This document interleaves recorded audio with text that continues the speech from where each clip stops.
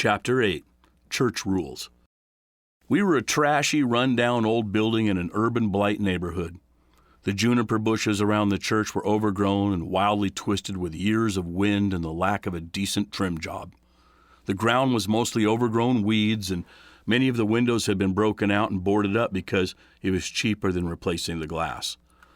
When my daughters told friends at school where they sang in church, the reply was often, "That building is still open? I thought it was closed down years ago." We didn't have any money, so I did the best I could and tried to come up with a cheap advertising campaign that turned our hideous eyesore into some kind of an asset. I hoped to show that we were still alive despite how we looked. We took pictures of some of our younger members and their kids in all kinds of action or social interaction settings, and we made 2 big full-color banners for 2 sides of the church with their pictures plastered all over the banners. One banner on the main drag of Division Street read, "Don't judge a church by its cover. Like a person, it's what's inside that counts." The other one across the street from Starbucks said, "Don't be fooled by our building. We are not your mama's church." We didn't have very good church signage at the time, so few people knew our name. For the next couple of years, when I would meet people and describe where I worked, they would say, "Oh, you're not your mama's church." Yeah, that's us. When the homeless started to attend church services, we really lived up to that reputation. We definitely were not your mama's church. We had the 2 rules, be polite, don't ask for money. But now we realized for church to run smoothly, we had to add a few more rules to the list. Please don't hide your beer in the toilet tanks to keep them cold during church services was one of the new rules. Another was, if you like something the pastor says in the sermon, you don't have to call out, "That's right, pastor, kick the demons in the ass." Sorry, a hearty amen will suffice. Also, please keep your knives securely folded and stored in your bags, and leave personal fingernail grooming to another time. That was another rule we needed to add. One day, when I was done leading worship and getting ready to speak, a guy slid over next to me in the pew during the announcements and offering time, and in a grizzly bear's voice he rasped, "You got any smokes?"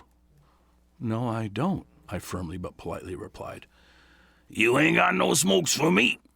he asked with a squinty little distrusting eyes doubting my sincerity. A look of confusion came over his face for just an instant, and then he added accusingly, "You up there playing the guitar, ain't you?" "Yes." "Well, you gave me smokes last week," he practically shouted. "Will you keep your voice down?" I hushed him strongly while the announcements moved on without a moment's pause. In my strongest whisper, I told him, "I did not give you smokes last week, and are you sure it wasn't that other guy over there?" I pointed out a grizzled old fellow with long, shaggy gray hair and a bushy gray beard who wasn't homeless himself but lived in a trailer and sure could blend in with the downtown crowd without a single minor addition or subtraction. He had been helping me out by playing backup guitar and harmony vocals for a few months. The old guy peered at him with his squinty gaze and responded like a witness at a lineup. "Yeah, I guess it was him gave me the smokes." I was relieved that he had come to his senses and now knew the error of his ways, since I keep an extremely short haircut and don't look a thing like that other musician. I decided to write down, right there, on the spot, another rule for the church to live by. Please do not ask the pastor for smokes during church services. One day, an extremely dirty, wild-haired, crazy man came into the church about 2 minutes before the start of service. He was carrying an old beat-up guitar on his back. I was praying over in the area which we call the prayer loft, trying to get myself spiritually ready for the blessing of the Lord that I knew would fall on me this day if I just prepared my heart properly. I warily watched him come in and settle into a pew about halfway back on the center aisle. We only had one usher in those days, a delightful man well into his 70s who stands about 5'5" and is one of the nicest guys you will ever meet. But he wasn't a very good bouncer. So I glanced around the room to measure up whom else I might call upon if needed to heed the ministry of Jesus today. But there was no one who looked bulked up enough to assist in the work of God I could sense coming. Had I been more aware, I would have recognized this man as the one who came in one Sunday many weeks before after we had just put up our advertising signs.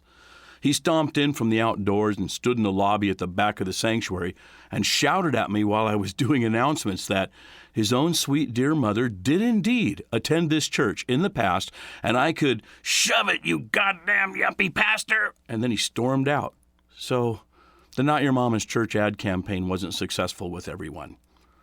We stopped the announcements and prayed for him then and moved on with the service. Now, unbeknownst to me, he was back. He looked comfortable and calm, so I returned my devotional prayers before the Lord. Suddenly, I heard a loud twang, twang, twang from his aggressive strumming on the electric strings he had put on his acoustic guitar, which were badly in need of a tuning at that. "Jimmy Page! Jimmy Page!" he shouted at the top of his lungs in counterpoint to the rhythm he strummed. My reverence was broken. I marched in long strides right up to him in the center aisle, and I put my finger in his face and I announced, "Hey, you! Not here, not now, not today."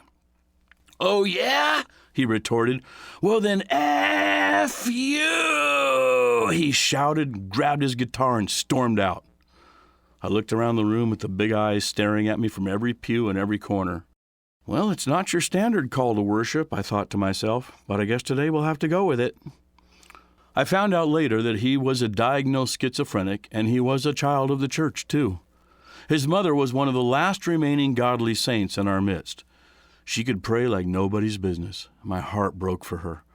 What saintly mother ever holds a newborn babe and hopes that the child grows up to be a wild and violent, homeless, mentally ill man wandering the streets, aimless, purposeless, and friendless? I prayed for them both many times. One guy started coming on a regular basis who used to deal a lot of drugs. He had once been one of Spokane's biggest meth cookers. He claimed to be deeply connected to a lot of people who would be very embarrassed if it ever got out that they were users. He really liked me in the church, and he wanted to make whatever contribution he could to help. He was now clean and sober, or so he claimed, and was trying to get his life restarted. He came up to me one day and, glancing over both shoulders, leaned towards me and in a conspiratorial whisper said, "If you ever need anyone disappeared around here, I could arrange that for you with 1 or 2 phone calls." And he gave me an affirmative nod of conviction. I was a bit stunned, to say the least.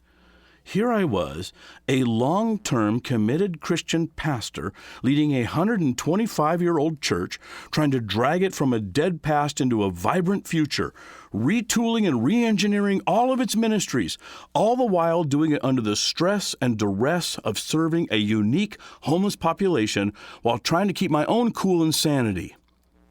I asked for his business card.